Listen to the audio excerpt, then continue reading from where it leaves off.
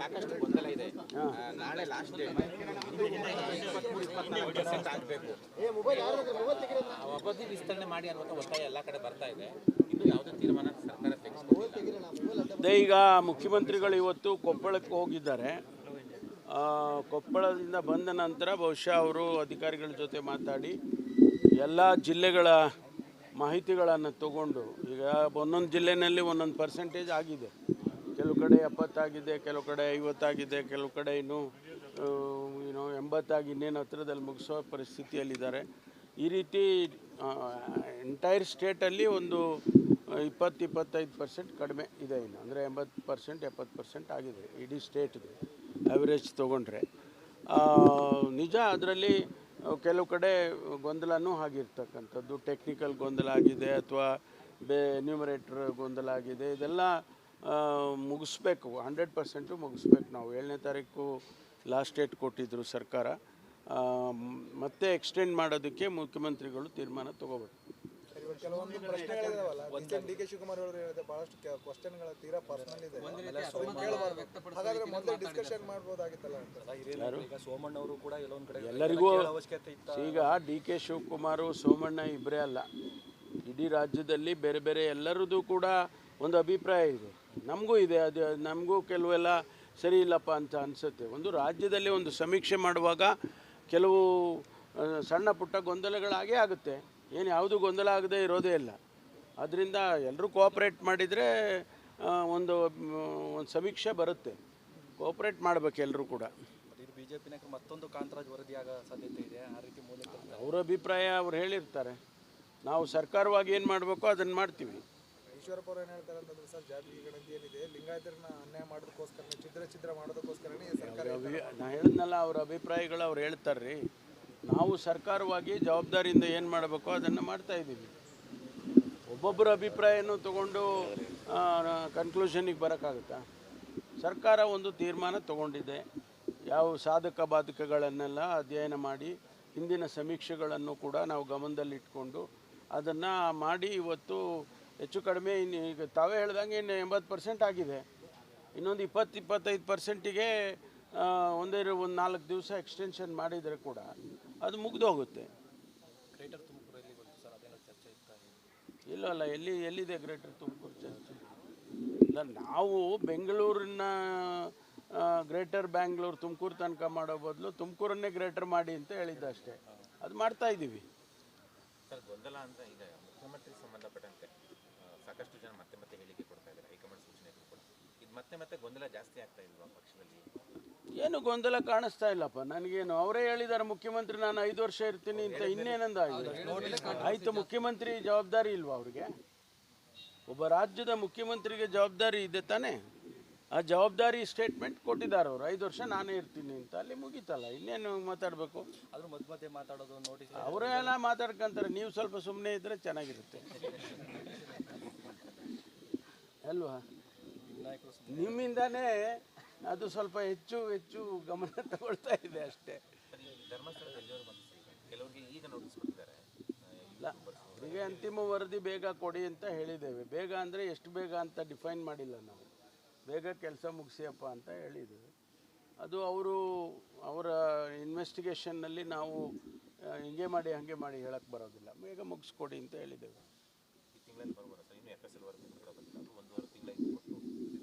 ಆಗ್ತಾ ಇದೆ. ನಾವು ಅನಾಲಿಸಿಸ್ಸು ಒಂದಷ್ಟು ಈಗ DNA ಮಾಡಬೇಕು, ಅಥವಾ ಒಂದಷ್ಟು ಕೆಮಿಕಲ್ ಅನಾಲಿಸಿಸ್ ಮಾಡಬೇಕು, ಅಥವಾ ಬೇರೆ ಬೇರೆ ಅನಾಲಿಸಿಸ್ಸು ಅವೆಲ್ಲ ಮಾಡುವಾಗ ಒಂದಷ್ಟು ಸಮಯ ಹಿಡಿಯುತ್ತೆ. ಅದನ್ನು ಫೋರ್ಸ್ ಮಾಡೋಕ್ಕಾಗೋದಿಲ್ಲ. ಈಗ DNA ಅನಾಲಿಸಿಸ್ ನೀವು ಈಗಲೇ ಹೇಳ್ಬಿಡಿ ಅಂದರೆ ಹೇಳೋಕ್ಕಾಗುತ್ತಾ? ಅಥವಾ ಯಾವುದೋ ಒಂದು ವಸ್ತು ಅವರು ಸೀಸ್ ಮಾಡ್ಕೊಂಡು ತಂದಿದ್ದಾರೆ, ಅದನ್ನು ಕೆಮಿಕಲ್ ಅನಾಲಿಸಿಸ್ ಮಾಡಬೇಕು. ಅದನ್ನು ಮಧ್ಯದಲ್ಲಿ ನೀವು ಹೇಳ್ಬಿಡಿ ಅಂದರೆ ಆಗೋದಿಲ್ಲ. ಅದಕ್ಕೊಂದೆರಡು ಪ್ರೊಸೀಜರ್ಸ್ ಇರುತ್ತೆ. ಅವರು FSLನವರು ವರದಿ ಆದಷ್ಟು ಬೇಗ ಕೊಡಬೇಕು ಅಂತ ಹೇಳಿದ್ದೇವೆ. ಅಂದರೆ ಪ್ರಯಾರಿಟಿ 10 ಸ್ಯಾಂಪಲ್ ಇದ್ದರೆ ಇದನ್ನು ಮೊದಲು ತಗೊಳ್ಳಿಯಪ್ಪ ಅನ್ನಂಗೆ ಆ ಥರ ಮಾಡಿ ಕೊಡ್ತಾರೆ. ಅದೇ ವಿಚಾರವಾಗಿ DL ಸಂತೋಷ್ ಅವರು ಹುಲಿಗೆ ರಕ್ತದ ರುಚಿ ಅಂಟಿಬಿಟ್ಟಿದೆ, ಧರ್ಮಸ್ಥಳಕ್ಕೆ ಇದು ನಿಲ್ಲೋದಿಲ್ಲ, ಬೇರೆ ಬೇರೆ ದೇವಸ್ಥಾನಗಳಿಗೂ ಕೂಡ ಇದು ಎಕ್ಸ್ಟೆನ್ಷನ್ ಆಗುತ್ತೆ ಅನ್ನೋ ಅರ್ಥದಲ್ಲಿ ಯಾರು ಗೊತ್ತಿಲ್ಲ, ನಾನು ಗಮನಿಸಿಲ್ಲ. ಕೆಲವರು ಟಾರ್ಗೆಟ್ ಮಾಡಿದ್ದಾರೆ, ಗಮನಿಸಿಲ್ಲ ಅಂತ. ಸರ್, KRS ಡ್ಯಾಮ್ಗೆ ಅಡಿಗಲ್ ಹಾಕಿದ್ದು ಟಿಪ್ಪು ಸುಲ್ತಾನನ್ನು ಸ್ಟೇಟ್ಮೆಂಟ್ KN ರಾಜಣ್ಣ ಕೊಟ್ಟಿದ್ದಾರೆ. ಕೊಟ್ಟಿದ್ರು. ನಂತರ ಕೆ.ಎನ್. ರಾಜೇಂದ್ರ ಅದಕ್ಕೆ ನಾನೇನು ಮಾಡಬೇಕು? ಸರ್ ಅಲ್ಲ ರೀ, ನಾನೇನು ಮಾಡಬೇಕು? ಇದು ಮೊದಲು ಅವ್ರು ಹಂಗೆ ಹೇಳಿದ್ರು, ನೀವೇನು ಹೇಳ್ತೀರ ಅನ್ನೋದು ಕೇಳೋದು ಬಿಡಿ ನೀವು. ಅಲ್ಲ ಒಂದು ವಿವಾದ ಅಲ್ಲಪ್ಪ ಕೇಳಿಯಪ್ಪ, ಅವ್ರ ಅಭಿಪ್ರಾಯ ಅವ್ರು ಹೇಳಿಕೆ ಕೊಡ್ತಾರೆ, ನಮ್ಮನ್ನ ಯಾಕೆ ಕೇಳ್ಬೇಕು ನೀವು? ಇಟ್ ಇಸ್ ನಾನು ಒಂದು ಹೇಳಿಕೆ ಕೊಡ್ಬೇಕು ಗೊಂದಲ ಮಾಡೋಕ್ಕೆ?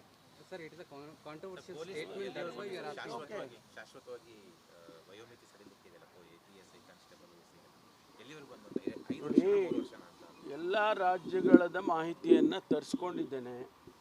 ಕೆಲವು ರಾಜ್ಯದಲ್ಲಿ ಹೆಚ್ಚಿದೆ, ಕೆಲವು ರಾಜ್ಯದಲ್ಲಿ ಕಡಿಮೆ ಇದೆ.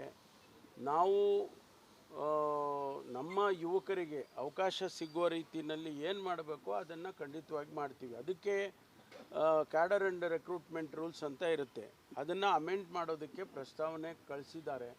ಅದನ್ನು ನಾವು ಎಕ್ಸಾಮಿನ್ ಮಾಡಿ ಆದಷ್ಟು ಶೀಘ್ರವಾಗಿ ಅದನ್ನು ಮಾಡ್ತೇವೆ. ಈ ವಯೋಮಿತಿಯನ್ನು ಸಡಿಲ ಮಾಡ್ತಕ್ಕಂಥದ್ದು ಅಥವಾ ಹೆಚ್ಚು ಮಾಡುವಂಥದ್ದನ್ನು ಮಾಡ್ತೀವಿ. ಈಗಾಗಲೇ ಸರ್ಕಾರ ರೆಕ್ರೂಟ್ಮೆಂಟ್ ಕಳೆದ 2 ವರ್ಷದಿಂದ ಇರಲಿಲ್ಲ ಅಂತ ಹೇಳಿ 3 ವರ್ಷ ಎಕ್ಸ್ಟೆಂಡ್ ಮಾಡಿದ್ದಾರೆ.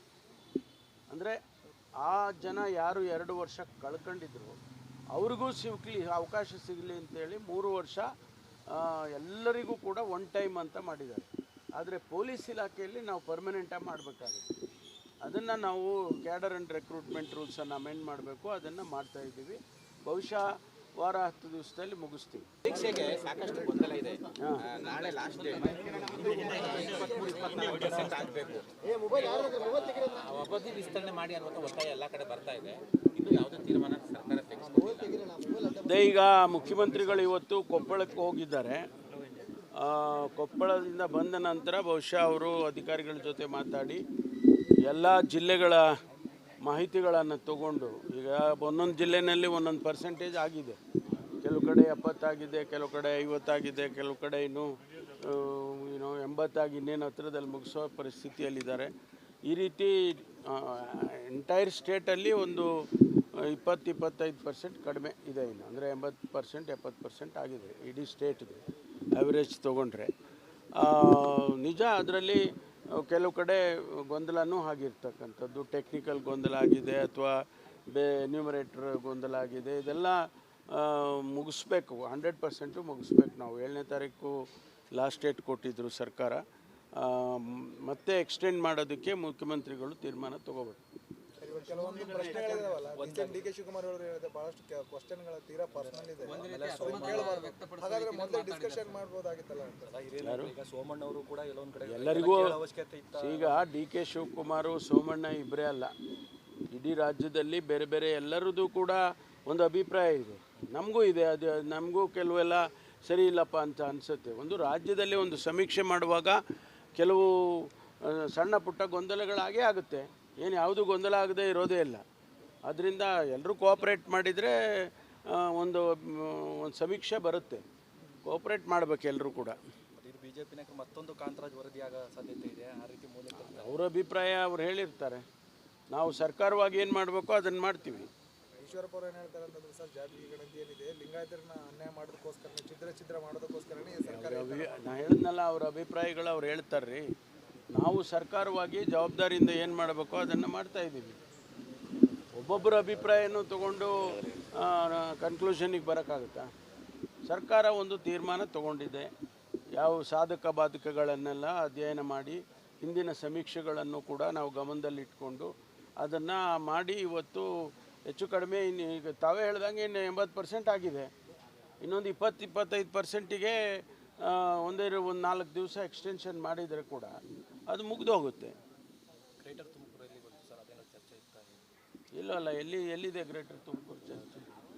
ಇಲ್ಲ, ನಾವು ಬೆಂಗಳೂರಿನ ಗ್ರೇಟರ್ ಬ್ಯಾಂಗ್ಳೂರು ತುಮಕೂರು ತನಕ ಮಾಡೋ ಬದಲು ತುಮಕೂರನ್ನೇ ಗ್ರೇಟರ್ ಮಾಡಿ ಅಂತ ಹೇಳಿದ್ದೆ ಅಷ್ಟೇ. ಅದು ಮಾಡ್ತಾ ಇದ್ದೀವಿ.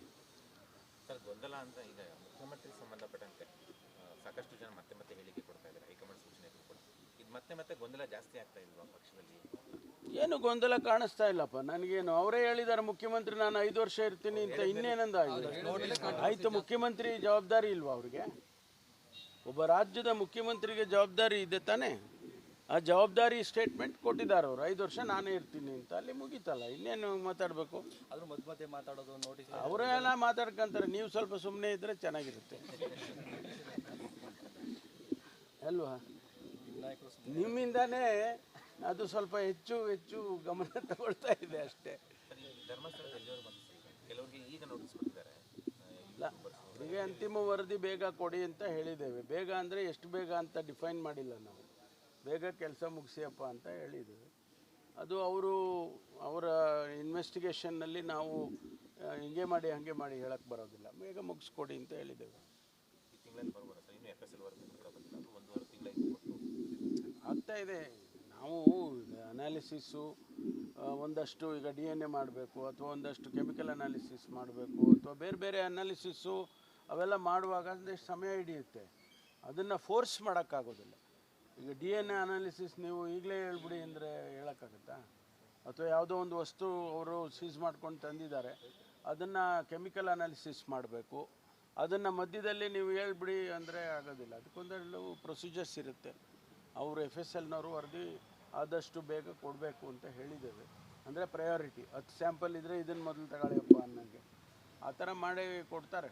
ಅದೇ ವಿಚಾರವಾಗಿ DL ಸಂತೋಷ್ ಅವರು ಹುಲಿಗೆ ರಕ್ತದ ರುಚಿ ಅಂಟಿಬಿಟ್ಟಿದೆ, ಧರ್ಮಸ್ಥಳಕ್ಕೆ ಇದು ನಿಲ್ಲೋದಿಲ್ಲ, ಬೇರೆ ದೇವಸ್ಥಾನಗಳಿಗೂ ಕೂಡ ಇದು ಎಕ್ಸ್ಟೆನ್ಷನ್ ಆಗುತ್ತೆ ಅನ್ನೋ ಅರ್ಥದಲ್ಲಿ ಯಾರು ಗೊತ್ತಿಲ್ಲ, ನನಗೆ ಗಮನಿಸಿಲ್ಲ.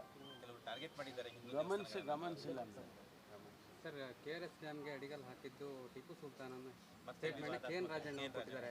ಮಾಧವಪ್ಪನವರು ಕೊಟ್ಟಿದ್ರು ನಿನ್ನೆ. ನಂತರ KN ರಾಜಣ್ಣ ಅದಕ್ಕೆ ನಾನೇನು ಮಾಡಬೇಕು? ಸರ್ ಅಲ್ಲ ರೀ, ನಾನೇನು ಮಾಡಬೇಕು? ಇದು ಮೊದಲು ಅವ್ರು ಹಂಗೆ ಹೇಳಿದ್ರು, ನೀವೇನು ಹೇಳ್ತೀರ ಅನ್ನೋದು ಕೇಳೋದು ಬಿಡಿ ನೀವು. ಅಲ್ಲ, ಒಂದು ವಿವಾದ. ಅಲ್ಲಪ್ಪ, ಕೇಳಿಯಪ್ಪ, ಅವ್ರ ಅಭಿಪ್ರಾಯ ಅವ್ರು ಹೇಳಿಕೆ ಕೊಡ್ತಾರೆ. ನಮ್ಮನ್ನ ಯಾಕೆ ಕೇಳ್ಬೇಕು ನೀವು? ನಾನು ಒಂದು ಹೇಳಿಕೆ ಕೊಡ್ಬೇಕು ಗೊಂದಲ ಮಾಡೋಕ್ಕೆ?